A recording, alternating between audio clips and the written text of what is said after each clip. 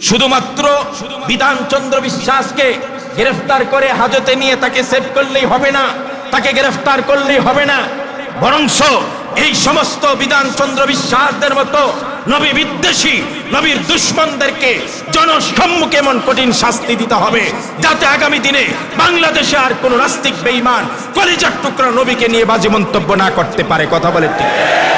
Kohinoor chemical production এর manager নাম হলো বিধানচন্দ্র বিশ্বাস। আজকের রাষ্ট্র আপনারা চিন্তা করবেন না, যদি ঘুমিয়ে থাকি আমরা তাহলে ধীরে ধীরে কি যে হবে। একজন হিন্দু ভদ্রলোক বিধানচন্দ্র বিশ্বাস আমার প্রিয় নবী মুহাম্মদ সাল্লাল্লাহু আলাইহি ওয়াসাল্লামের বিরুদ্ধে এত কুরুচিপূর্ণ বক্তব্য প্রদান করে কোহিনূর কেমিক্যালের প্রোডাকশন ম্যানেজার বিধানচন্দ্র বিশ্বাস সেখানের কর্মকর্তা এবং কর্মচারীরা যখন বিক্ষোভ প্রদর্শন করে, পুলিশ এসে এক মাওলানাকে দেখলাম লাঠি চার্জ করছে।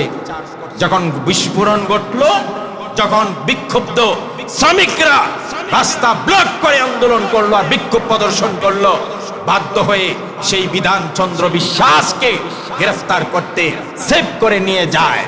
আমরা বলি শুধুমাত্র বিধানচন্দ্র বিশ্বাসকে গ্রেফতার করে হাজতে নিয়ে তাকে সেভ করলেই হবে না, তাকে গ্রেফতার করলেই হবে না, বরংস এই সমস্ত বিধানচন্দ্র বিশ্বাসদের মতো নবী বিদ্বেষী, নবীর দুশ্মনদেরকে জনসম্মুখে এমন কঠিন শাস্তি দিতে হবে যাতে আগামী দিনে বাংলাদেশে আর কোনো নাস্তিক বেঈমান কলিজার টুকরা নবীকে নিয়ে বাজে মন্তব্য না করতে পারে। কথা বলে ঠিক। তোমরা আইন করার জিনিস পাও না, তোমরা আইন প্রণয়ন করার জিনিস পাও না। যদি আইন করতে হয় তাহলে করো। বাংলাদেশে যদি নবী, রাসূল, কোরআন, ইসলাম মৌলিক এই বিষয়গুলোর বিরুদ্ধে কেউ যদি কোনো বিদ্বেষপূর্ণ, কুরুচিপূর্ণ বক্তব্য প্রদান করে, তার বিরুদ্ধে আইন করো, তাকে যাবজ্জীবন কারাদণ্ড অথবা ফাঁসি দিতে হবে। কথা বলে ঠিক কিনা? আইন যদি করতে হয় এইভাবে করো, তা না করে নারীদেরকে তোমরা হাওয়াই মিষ্টি দেখিয়ে নারীদের সর্বনাশ করবে, পারিবারিক বন্ধনকে নষ্ট করবে, ঐতিহ্যকে নষ্ট করে নারীদেরকে রাস্তার কুকুরের মতো করে বানিয়ে দিবে। আমরা মুসলিমরা তৌহিদি জনতা বেঁচে থাকতে সেটা কার্যকর হতে দেওয়া যাবে? সুপ্রিয় ভাইয়ের আমার, আগামী 3 তারিখ যদি এর ভিতরে এই নারী সংস্কার কমিশন তাদের এই সংস্কার বাতিল না করে এবং এই নারী সংস্কার কমিশনকে বন্ধ না করে, তাহলে আগামী 3 মে এটা সহ ভারত এবং ইসরায়েল সবকিছু মিলে বিক্ষোভ সমাবেশ ডাক দিয়েছে হেফাজতে ইসলাম। আমরা সোহরাওয়ার্দী উদ্যানে আগামী 3 মে সেই বিক্ষোভ সমাবেশে ইমানি দায়িত্ব হিসাবে তাওহীদে বিশ্বাসী মুসলমানরা সেখানে সবাই সশরীরে উপস্থিত হবে ইনশাআল্লাহ। আরো জোরে বলেন ইনশাআল্লাহ। সুপ্রিয় ভাইয়ারা আমার, এই হলো আমাদের নারী সংস্কার বিষয়ের আজকের সার্বিক আলোচনা।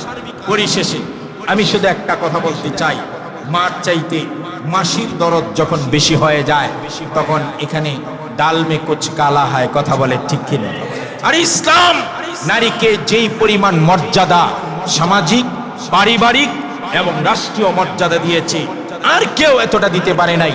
নারীকে জিরো থেকে হিরোর জাতিতে পরিণত করেছে ইসলাম। কথা বলে ঠিক কিনা?